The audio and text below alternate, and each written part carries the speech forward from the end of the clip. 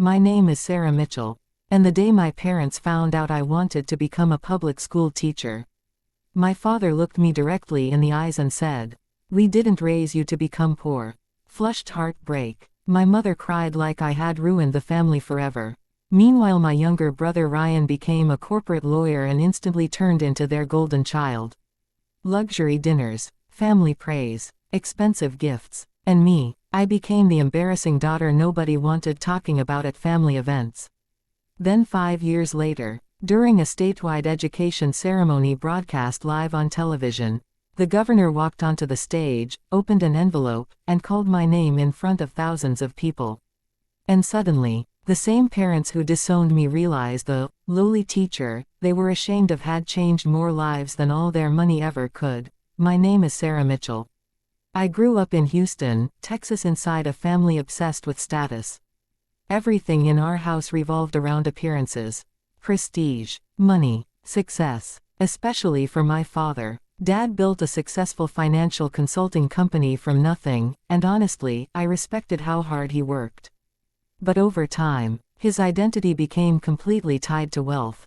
Expensive cars, private clubs, perfect reputation, and naturally, he expected his children becoming reflections of that success. My younger brother Ryan fit perfectly into Dad's vision.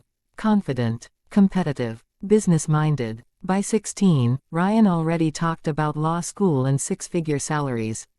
Dad loved it. Meanwhile, I loved books, stories, history, helping people learn. By high school, I spent afternoons tutoring struggling students for free at the community center. And strangely, those moments made me happier than anything else. Seeing a child finally understand something after weeks of frustration felt meaningful in ways money never could. That's when I knew I wanted becoming a teacher. Not rich, not famous, a teacher. I still remember the exact night I told my parents. We sat around the dinner table eating steak while Dad discussed Ryan's internship opportunities proudly. Then Mom smiled politely at me. "So Sarah, what universities are you applying for?" I took a deep breath. "I want to study education." Silence. Complete silence. Dad slowly lowered his fork.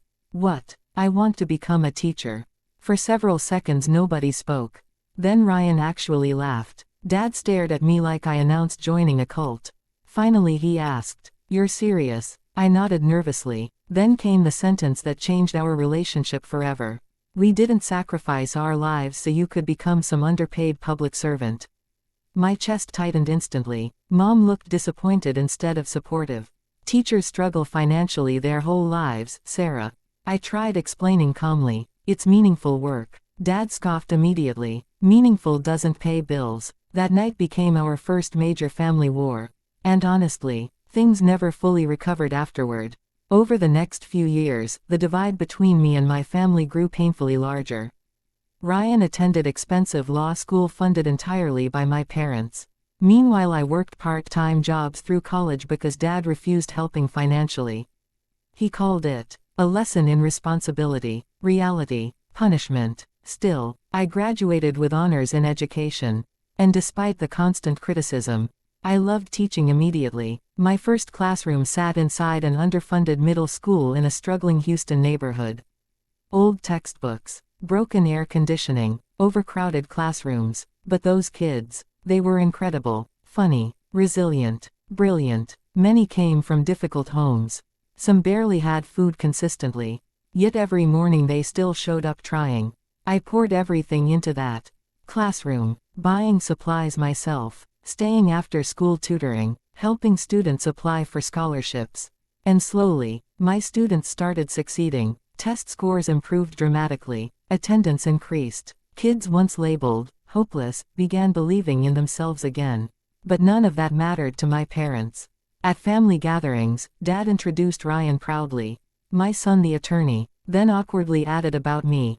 "Sarah teaches middle school." Even relatives reacted differently. People asked Ryan about investments and future plans. They asked me whether I planned getting a better career eventually. At first those comments hurt deeply, especially from family. But over time, my students became my emotional proof that my life mattered. Then one particular student changed everything. His name was Marcus Reed. 14 years old. Brilliant mind. Terrible home life. Marcus constantly fell asleep in class because he worked nights helping his mother clean office buildings. Most teachers considered him a discipline problem initially.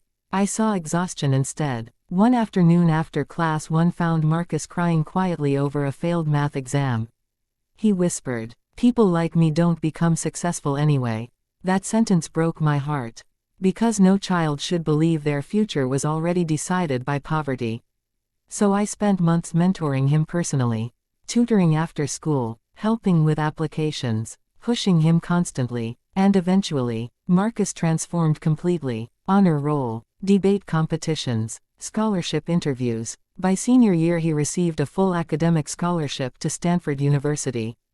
The entire school celebrated, me included. But what I didn't know was that Marcus secretly nominated me for a statewide Teaching Excellence Award months later.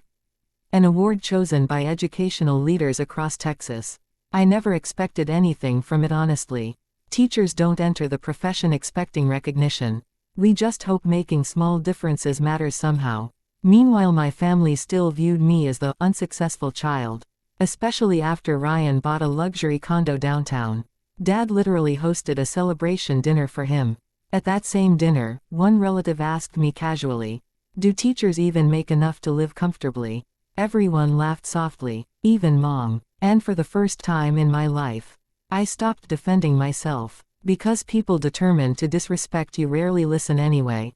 Then came the phone call. One ordinary Tuesday afternoon, my school principal entered my classroom looking emotional. She whispered, "Sarah, you need to come to the office." I genuinely thought something terrible happened. Instead, I found television crews waiting.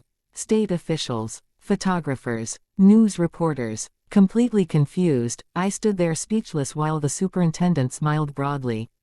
Then she announced, "Congratulations, you've been selected as Texas Educator of the Year." I nearly collapsed. Apparently Marcus's nomination essay about how I changed his life emotionally moved the entire committee. The story spread quickly statewide. News interviews, articles, public recognition. Suddenly the same profession my family mocked publicly became headline news.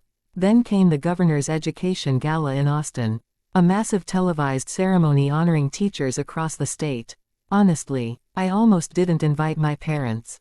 But deep down, part of me still wanted them proud of me. So I invited everyone. Dad accepted awkwardly, mostly because media attention suddenly made my career socially impressive. The ceremony itself felt surreal.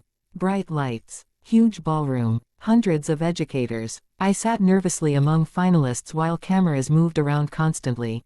Then the governor stepped onto the stage holding the final award envelope. My heartbeat pounded violently, and suddenly, he smiled looking directly toward my table. This year's educator transformed not only classrooms but entire communities.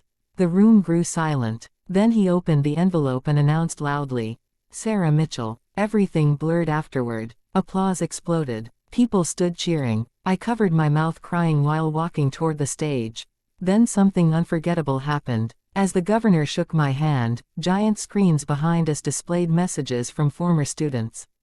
Marcus appeared first. "Ms. Mitchell taught me my future mattered before anyone else did." I completely broke down crying. Then the camera briefly showed my parents in the audience. Dad looked stunned, actually stunned, because for the first time, he saw thousands of people respecting the daughter he spent years dismissing. After the ceremony ended, reporters surrounded me everywhere. Questions, photos, interviews, and while cameras flashed around us, Dad quietly approached me backstage. For several seconds he couldn't speak. Then softly he whispered, "I was wrong." 3 simple words. Words I waited hearing almost my entire life. Mom cried, hugging me tightly. Ryan even admitted, "You probably changed more lives than I ever will." And honestly, that meant more than the award itself. Not because I needed validation anymore, but because sometimes people finally understand value only after the world forces them seeing it. Today I'm 35 years old. I still teach middle school. Still buy classroom supplies with my own money sometimes. Still stay late helping struggling students. Because success isn't measured only by salaries or luxury houses. Sometimes success looks like a child believing in themselves for the first time. And no paycheck in the world compares to that feeling. Society often undervalues professions built on compassion instead of wealth. But careers that change human lives carry a kind of success money can never fully measure. Never let other people's definitions of status decide your worth. Real success is leaving the world better than you found it. If this story touched your heart, thumbs up, like this video. Bell, subscribe for more emotional stories. Speech balloon, comment below. Do you think teachers deserve more respect in today's world? Flushed heartbreak.